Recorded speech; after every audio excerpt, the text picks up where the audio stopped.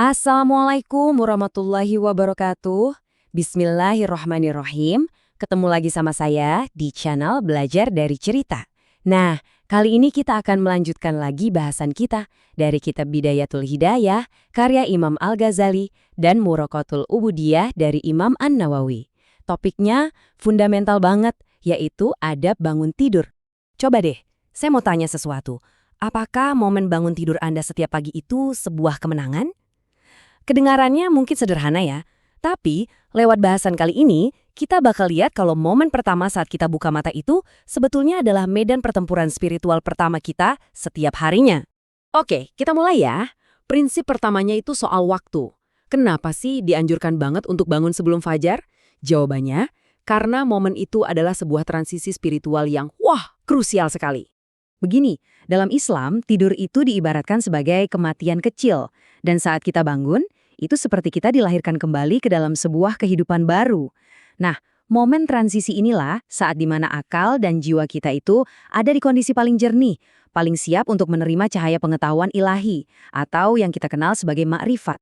Nah, disinilah pertarungannya dimulai. Jadi, saat kita berpindah dari kematian kecil menuju kehidupan baru, ada tantangan yang harus kita hadapi. Ini semua demi meraih kemenangan pertama kita di pagi hari.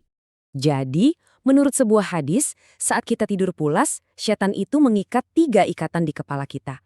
Dan setiap ikatan ini seolah membisikkan, malam masih panjang, tidur lagi aja. Nah, ini nih sumber rasa males yang sering kita alami. Rasa enggan buat mulai. Yang kalau bahasa gaulnya sekarang itu, ya nunda-nunda pekerjaan. Terus, gimana cara menangnya? Gampang banget ternyata. Caranya sangat jelas dan sistematis. Ikatan pertama itu bisa lepas begitu kita sadar dan langsung berdikir mengingat Allah. Ikatan kedua lepas saat kita bangkit dari kasur untuk berwudu. Dan yang terakhir, dengan kita mendirikan sholat, semua ikatan itu hancur lebur. Dan hasilnya, beda banget.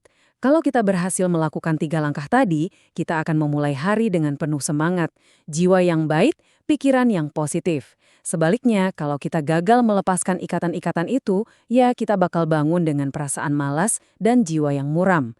Ini kemenangan yang sangat nyata, yang bisa menentukan arah sisa hari kita.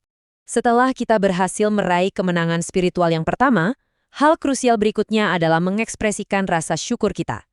Karena kata-kata pertama yang kita ucapkan di hari yang baru itu, maknanya dalam sekali. Doa ini adalah sebuah pengakuan yang luar biasa. Kita memuji Allah yang telah menghidupkan kita lagi setelah mematikan kita dalam tidur. Ini jadi pengingat buat kita semua bahwa setiap pagi adalah sebuah anugerah, sebuah kesempatan baru yang diberikan langsung oleh Allah Subhanahu wa Ta'ala. Sekarang, yuk kita lihat gambaran besarnya.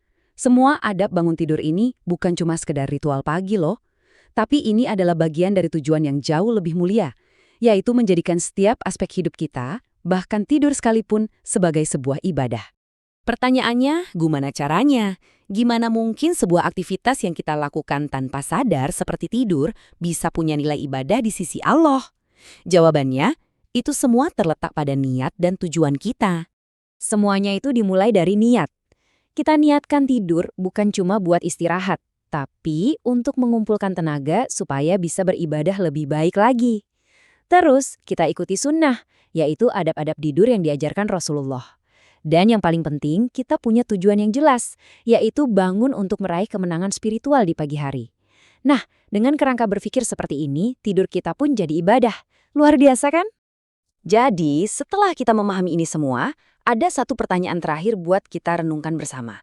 Apakah kita siap untuk meraih kemenangan pertama kita besok pagi? Siapkah kita mengubah rutinitas biasa menjadi sebuah ibadah yang penuh makna?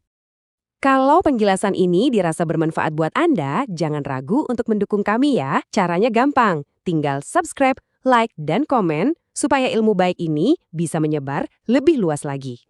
Semoga apa yang kita bahas kali ini membawa manfaat ya. Sampai jumpa di bahasan berikutnya. Wassalamualaikum warahmatullahi wabarakatuh.